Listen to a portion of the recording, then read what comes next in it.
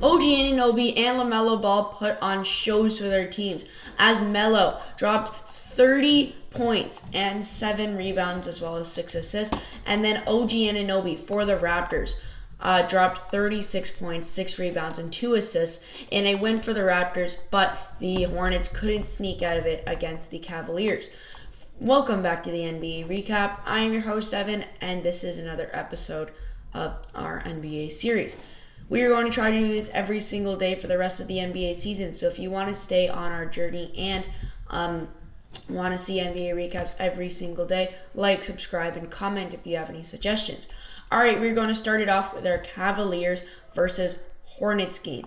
We have LaMelo Ball after coming off of an amazing night. Back at it to play against the Cavs. Jarrett Allen misses an open layup to try to start a good game, but he did make it up with 24 points and 16 rebounds and makes his dump back again right there. Allen coming through the lane, gets it and puts it back in for the Cavs. Open shot, bang. The Cavs were on fire today as Evan Mobley grabs the rebound and puts it back in after a missed 3. LaMelo Ball coming up from deep, and it's good. The Hornets crowd goes wild, and Melo flashes the 3. Terry Rozier Jr. puts up a shot and misses, and that's the game. 113-110 for the Cavaliers as the Cavs move up to 4-4, and the Hornets drop to 5-3. Mobley 15-10, his second double-double of the year for his young career, and Lauri Markkanen 21-8, as well as Colin Sexton going for 17-7. But I need to give it to the Hornets, who got an amazing day for LaMelo Ball again, as he got 2 steals and 2 blocks as well as 30 points, and they got a 23-6 day from Terry Rozier. And PJ Washington also had an amazing day with 18 points. But the Hornets just didn't have enough. They had some good plays, but their just all-around play just wasn't enough to get past this Cavs team, who's been looking like themselves. Jarrett Allen, they signed him to a big contract, but he's showing like it's worth it as he puts up his 23 and 16 on the day and scores some big points. Our next game, we have Hawks versus Wizards. Both teams, ironically, have 100% free throw percentages, which is kind of cool. But our star of the game here was probably Bradley Beal, 24 points, 2 and 3, or Trae Young with 26, 4 and 6. But I need to give it to the Wizards. The Wizards came out strong, but couldn't get past these Hawks. There was an amazing lay by Bradley Beal to start it out. Trae Young gets the inside man and bang. The Hawks in total had just a slightly lower field goal percentage than the Washington Wizards, but the Hawks did have higher rebounds and a higher three-point percentage, as Trae does a bit of a celebration, as he deserves it, as he leads his team to a 7-point win, as the Hawks advanced to 4-3 on the year, and the Wizards are now 5-2, as the Hawks won 118-111. Kyle Kuzma had another amazing day. Kuzma's been really good recently, as coming into these games, he has been really undershadowed because of his days with LA and in the playoffs. But today he had 18 points, 6 rebounds, and 2 assists. And then Spencer Dinwiddie had 14, 5, and 10 for the Wizards. But it wasn't enough to get past Trae Young and Clint Capella on the Hawks. Capella put up 16 and 12 in a meaningful win for the Hawks last night. Our next game, one of the exciting ones to watch, was the Bulls versus the Celtics. This game was the decider on if the Bulls are an actual good team or are they a fluke team, because they play the Celtics, which aren't really that bad of a team. Jason Tatum, Al Horford both put up 20 points. Jaylen Brown, 28 points. But it wasn't enough to get by this Bulls team. DeMar DeRozan, man. That's all I need to say. 37 points on the day for him with 7 rebounds and 2 assists, as well as Zach LaVine going for 26, 3, and 7, and LaMelo Ball grabbing 6 rebounds, 8 assists, and 12 points, as he is showing flashes of being an amazing playmaker. DeMar DeRozan gets up and in with the foul off the bank, and it's in. The Celtics are wearing their 75th anniversary jerseys, and Jason Tatum slams it down. They haven't actually won a game in these 75th anniversary jerseys, which is quite the hit on their team. Zach LaVine, fadeaway, good. The Bulls' total had a 57% field goal percentage, which was phenomenally better than the Celtics. They had a slightly lower three-point percentage, kind of contributing to Nikola Vucevic, who went 1 for 5. But I need to give it to Zach LaVine, 7 for 7 from free throw. The only problem was LaVine was 1 for 8 from 3, but DeRozan was 4 for 5 from 3, which is really surprising from him because he's not been known as a big three-point shooter. But he was shooting well today and got 37 points, so I need to give it to him.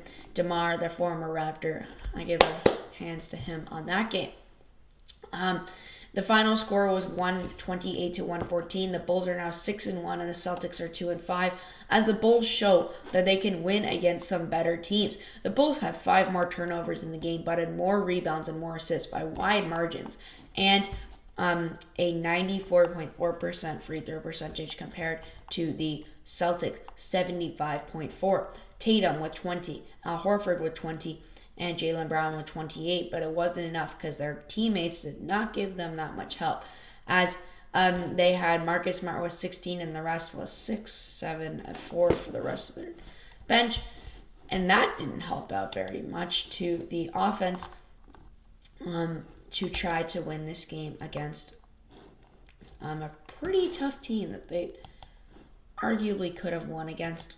Our next game, we have Raptors versus Knicks. We have a game that is one of the NBA's 75th anniversary kind of games, because this was apparently the first game when the NBA played when the Raptors were the Huskies, and it was the Toronto Huskies versus the New York Knickerbockers, where the Huskies won the first game, and the pattern repeats as the Raptors won 113 to 104 against the Knicks as they advanced to 5-3 to the Knicks 5-2. This was an historical game, and OG Anunoby put out an historic night as he put up 36, 6, and 2 for himself, and Gary Trent Jr. put up 26, 2, and 2, as well as Steve Mihailuk putting up 15, 5, and 5 for the Raps. Also, Fred VanVleet with 17, 9, and 8 was this close to putting up a triple-double. Needed 1 more rebound and 2 more assists. On the Raptors, as total, they never really shoot a good three-point percentage, and they didn't today, as the Knicks led them by 10 in that category. But the big thing was the turnovers.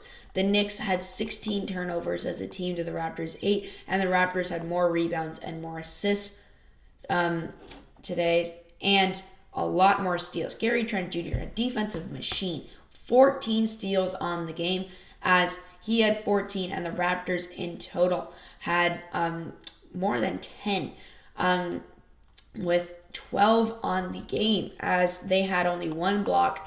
But it's the defense that matters compared to the Knicks' 2 steals, which is the big thing. The Knicks did put up an amazing day, though. RJ Barrett back, seeing the Raptors where he grew up. 27 points, 6 rebounds. I said yesterday that he's coming alive on offense, and he did it again today, as he is looking to become a big offensive player, and his defense is still showing he is the one who got the 2 steals for his team, but got 6 rebounds, and Michael Robinson had 16 points and 12 rebounds, as well as Julius Randle's 22 points, 9 rebounds, and 5 assists. But that wasn't enough to get past this defensive, strong Raptors team and an on-fire OG Anunoby.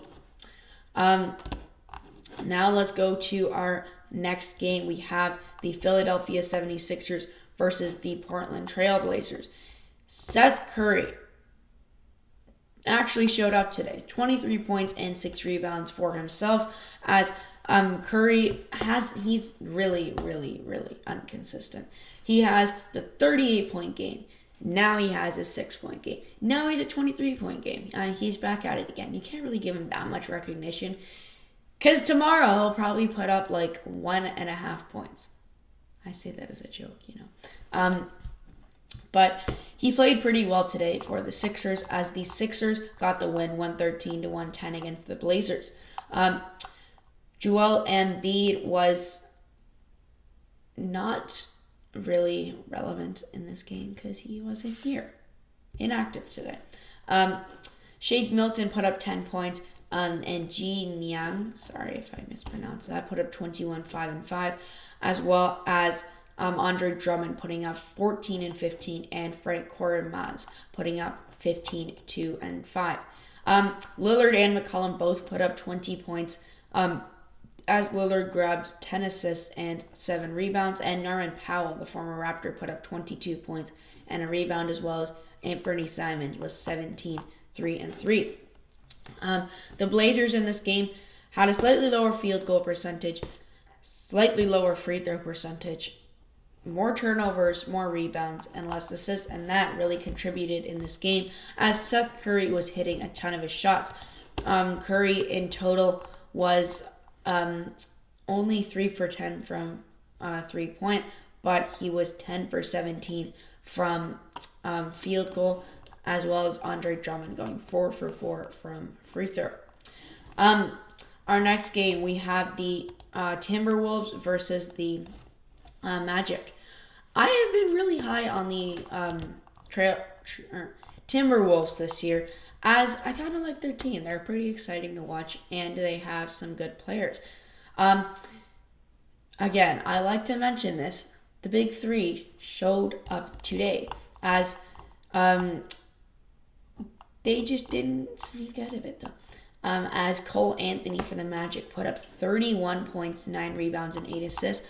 As another player I enjoy is Cole Anthony. He is really showing up this year, and he's going to become a breakout player, kind of maybe like a Julius Randle kind of guy, where he can have a really good season and make an all-star team maybe. He has been phenomenal, hitting threes, hitting open jumpers, step backs. He can do everything now. He went 6 for 11 from 3-point, 5 for 11 from free throw, and 8 for 17 from the field. Had a block, had 2 steals. This guy is looking to be a really good player. The only problem is his turnovers. He had 5 on the day, which is not very helpful.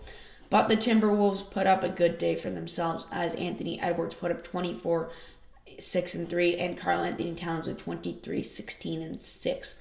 As D'Angelo Russell didn't help out that much, which was the big thing. They needed all the help they could, and they didn't get it, as the Timberwolves dropped to 3-3, and the Magic go to 2-6, as the Magic win 115-97 in Minnesota.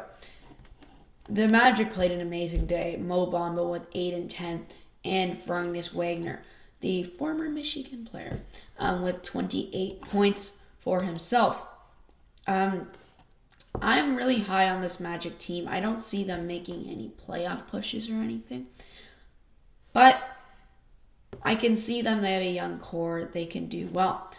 All right, our key to the game today was, or the key to the day, LaMelo Ball is amazing.